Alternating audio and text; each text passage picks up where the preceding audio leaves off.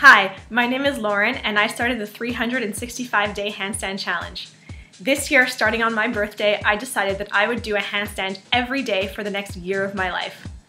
The idea behind this challenge is to stay joyful, playful, feel free-spirited, young at heart, and maybe even bring a little bit of silliness into every day of our lives. Want to join the challenge? Please do. Choose a day to start and commit to doing one handstand a day for the next year of your life. Post your photos on Facebook, Instagram, or Twitter and join our very vibrant, very fun, very upside-down community. Don't know how to do a handstand yet? That's okay. Join me in the shala and I'll show you how. It's pretty important to be warm before you practice your handstands. So if you're familiar with yoga, you can take a few sun salutations first. And if you're not familiar with yoga, you can even do jumping jacks or burpees, something that's going to get you a little bit warmer and something that's going to work the core. Believe it or not, downward facing dog is an inversion. So if you're going to work on your handstands, a great place to start is downward facing dog.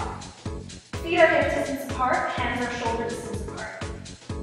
Start to draw the outer armpits in and down the back. Bring the biceps towards each other and broaden the chest by moving the collarbones away from each other. Press actively into the floor. Scoop the low belly in and up towards the back of the spine and press the thigh muscles back towards their bones.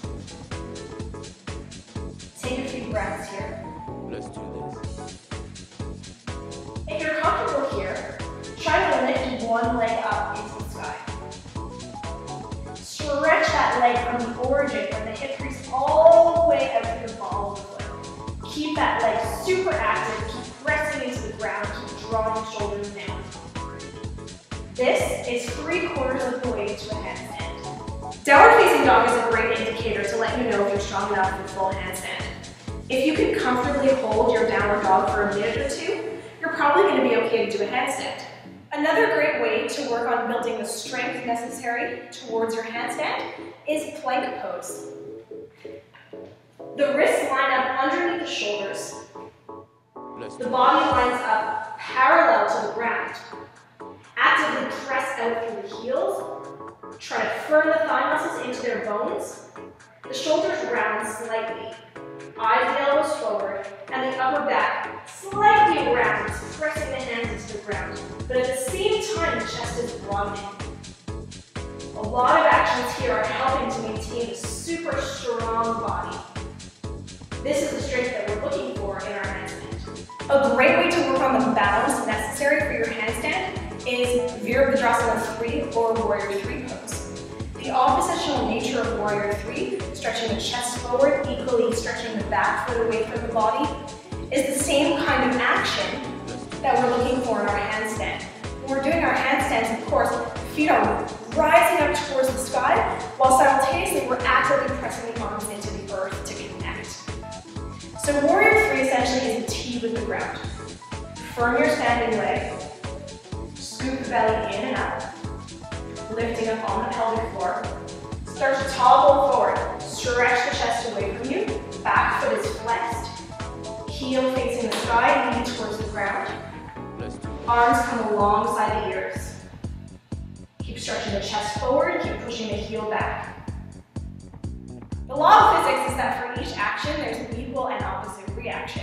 So if you use a ton of momentum to bring yourself into your handstand, your body's going to need to require an equal amount of strength to stop that momentum and hold you suspended in the air. So it's best to go into a handstand gingerly with ease, with great control. It'll make it easier to stay up. So from our downward facing dog, we're going to step one foot underneath the belly button. From here, the shoulders come over the wrists. Draw the biceps in, draw the armpits down the back. Press into the ground and through the chest. Lift the back leg up. From here, you want to try to roll on that bottom foot until you can gently lift it up off the ground. Take a tiny hop. We're just looking for a little bit of air time. And eventually, a tiny hop becomes a tiny handstand.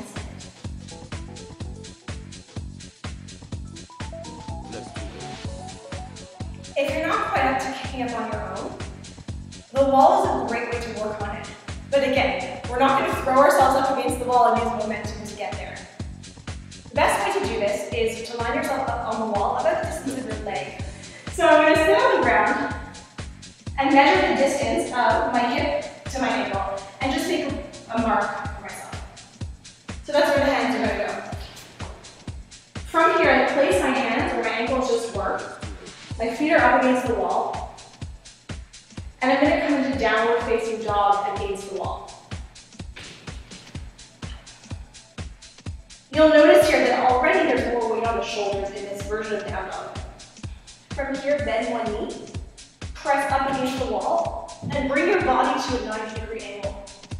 Work on that shoulder strength, so draw the biceps in, armpits down, run the chest and forward. If you want to play with the balance, try to lift one leg up.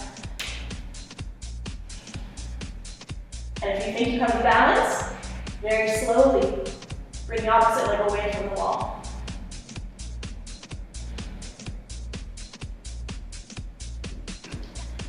So I hope you'll join me in this year of handstands.